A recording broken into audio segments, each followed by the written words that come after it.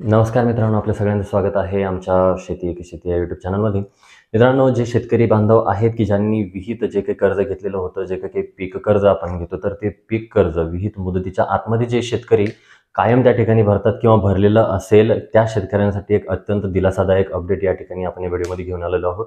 परंतु त्या अगोदर जर आपण आमच्या यूट्यूब चॅनलवरती नवीन असाल तर चॅनलला प्लीज सबस्क्राईब करा, बेल आयकॉनला क्लिक करा, जेणेकरून आपल्याला अपडेट त्या ठिकाणी मिळणार आहेत. तर मित्रांनो, यासाठी एक जी-आर त्या ठिकाणी निर्गमित करण्यात आलेला आहे. काय जी-आर आपण बघूया. 2023-24 मधील अर्थसंकल्पीय तरतुदीचे वितरण करण्याबाबत डॉक्टर पंजाबराव देशमुख व्याज सवलत योजना या ठिकाणी घेण्यात आलेली आहे, की ज्या अंतर्गत 33 अर्थसहाय्य त्या ठिकाणी करण्यात आलेले आहे. सर्वसाधारणमध्ये तर या ठिकाणी बघा, शासन निर्णय काय देण्यात आलेले आहे. सन 2023-24 वर्षात डॉक्टर पंजाबराव देशमुख व्याज सवलत योजनेअंतर्गत राज्यातील शेतकऱ्यांना सहकारी कृषी पत संस्थेमार्फत व्याज दरात मूल वसुलीशी निगडीत प्रोत्साहनात्मक सवलत देण्याचा निर्णय शासनाने 24/11/1988च्या शासन निर्णयान्वये घेतलेला आहे. त्यानुसार दिनांक 2/11/1991च्या शासन निर्णयानुसार डॉक्टर पंजाबराव देशमुख व्याज सवलत योजना दिनांक 1/4/1990 पासून पीक कर्ज घेतलेल्या शेतकऱ्यांना लागू करण्यात आलेली आहे. या योजनेअंतर्गत सहकारी कृषी पतसंस्थेकडून पीक कर्ज घेणाऱ्या व त्यांची प्रतिवर्षी 30 जून पर्यंत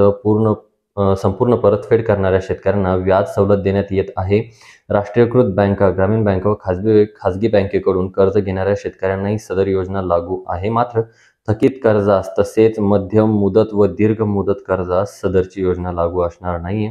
या योजनेअंतर्गत शेतकऱ्यांना सहकारी कृषी पतसंस्थांमार्फत व बँकांमार्फत मिळणाऱ्या पीक कर्जावरील व्याज दराशी निगडीत व्याज सवलत देण्यात येत आहे. दिनांक 3/12/2012 रोजीच्या शासन निर्णयानुसार रुपये 1 लाखापर्यंतच्या पीक कर्जावर वार्षिक 3% व त्यापुढील रुपये 3 लाखापर्यंतच्या पीक कर्जावर वार्षिक 1% दराने व्याज सवलत लागू करण्यात आलेली आहे. तसेच शासनाने दिनांक 11/6/2021 रोजीच्या शासन निर्णयान्वये 3 लाख मर्यादेपर्यंत अल्पमुदत पीक कर्ज घेऊन त्याची मुदतीत परतफेड करणाऱ्या शेतकऱ्यांना केंद्र शासनाचे 3% व्याज सवलत विचारात घेऊन सदर कर्ज शेतकऱ्यांना 0% दराने उपलब्ध होणार आहे.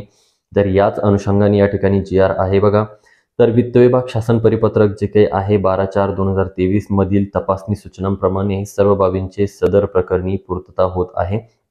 वरील प्रमाणे मंजूर करण्यात आलेले निधी संबंधित बँका संस्थासह वितरित करताना आहरण व संवितरण अधिकारी यांनी सदर रकमेबाबत उपयोगिता प्रमाणपत्र प्राप्त करून घ्यावे व त्याची प्रत शासनास सादर करावी.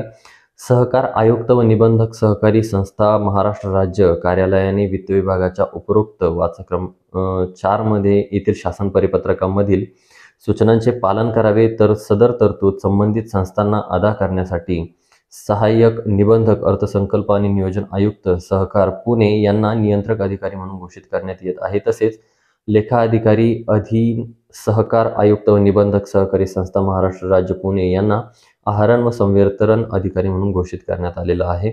त्याच माध्यमातून जे काही आहे सदरून रक्कम मागणी क्रमांक 2 लेखाशीर्ष 2425 सहकार 107 सहकारी पतसंस्थांना सहाय्यक व्याजदरात सवलत डॉक्टर पंजाबराव देशमुख सवलत योजना अर्थसहाय्य या लेखाशीर्षकाखाली सन 2023-24च्या वर्षासाठी उपलब्ध असलेल्या तरतुदीमध्ये सदर रक्कम खर्च करण्यात यावी असे निर्देश त्या ठिकाणी शासनाने देण्यात आलेले आहे.